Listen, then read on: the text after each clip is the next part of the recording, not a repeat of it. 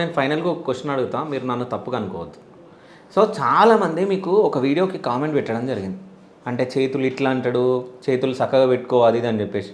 అది మీరు ఎప్పుడన్నా కామెంట్ చూసుకున్నారా? చూసుకున్నప్పుడు చిల్లర గాన్లు చిల్లర వ్యవహారం చేస్తారు కదా, చేతు ఇట్లా అంట అట్లా అంట, వాళ్ళకి ఏం దొరుకుతలేవు. ఆనంద్ గౌడ్ది ఏదో కామెంట్, వాళ్ళకు చిన్న చిన్న పుట్టగాన్లు అన్నా ముంగట, నా గురించి వాళ్ళకి తెలియదు. ఈరోజు నియోజకవర్గంలో పెద్ద పెద్ద మనుషులు ఆనంద్ అన్న అని పిలుస్తారు నాకు. ఈరోజు పెద్ద పెద్ద మనుషులు, పెద్ద వాళ్ళు అంటే ఎడ్యుకేటర్స్ కానీ, నా గురించి తెలిసిన వాళ్ళు కానీ, నా ముంగట పుట్టినోడు కామెంట్ పెడతారు. వీటి గురించి పట్టుకోవాల్సిన అవసరం లేదు, దాని మీద దృష్టి మనం పెట్టొద్దు. ఎందుకంటే సీనియర్ సిటిజన్స్ గురించి అంతా ఆనంద్ అయిందనేది వాళ్ళకి తెలుసు. ఈ పుట్టగాళ్ళకి తెలియదు. నిన్నమొన్న వచ్చిన వాళ్ళు ఏదో ఒకటి రాజా సింగ్ అంటే జై శ్రీరామ్ అనే వరకు ఆ కామెంట్స్ పెడతారు.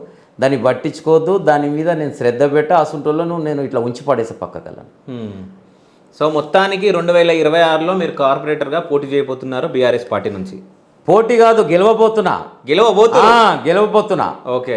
సో అంటే మీకు బీఫామ్ రావాలి, మీరు గెలవాలని చెప్పేసి మేము కూడా మా శివ స్టూడియోస్ త్రూ మేము కోరుకుంటున్నాం. సో అంటే గెలుస్తారా గెలవరా అన్న తర్వాత, సో మేము వచ్చి గెలిచిన తర్వాతనే శివ గారు మళ్ళీ మిమ్మల్ని పిలుస్తా, ఎలక్షన్లో కూడా పిలుస్తా. మీరే అంటారు అరే ఆనంద్కి ఇంత ఉన్నదా అని మీరే చెప్తారు. అప్పుడు సరే, గెలిచిన తర్వాత మళ్ళీ మీ ఇంటర్వ్యూ నేను ప్లాన్ చేస్తాను.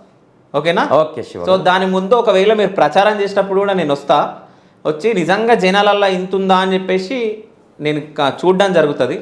ఓకేనా? ఎందుకంటే ఇప్పుడే నేను ఇప్పుడు 7:30 అయితే పిలుస్తారేమో అనుకున్నా, కానీ మీరు మళ్ళీ వాళ్ళని డిస్టర్బ్ చేయొద్దు అది అన్నందుకు నేను సరే అని చెప్పేసి అనుకున్నా. అంటే మీ వెనకాల బలం ఎంత ఉందో నేను చూడాలనుకున్నా. బలం ముంగడ చూపించద్దు శివ గారు.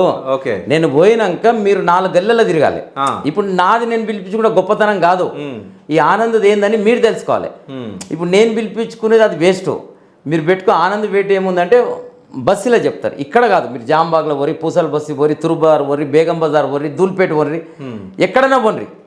నాకు ఎవరైతే పడడో వాడే నా గురించి వ్యతిరేకంగా మాట్లాడతాడు. ఆనందన్న మంచోడు అనేటోడు నాకు బడ్డోడు అంతా ప్రతి ఒక్కరు 80% 90% అన్న నా గురించి మీకే చెప్తారు.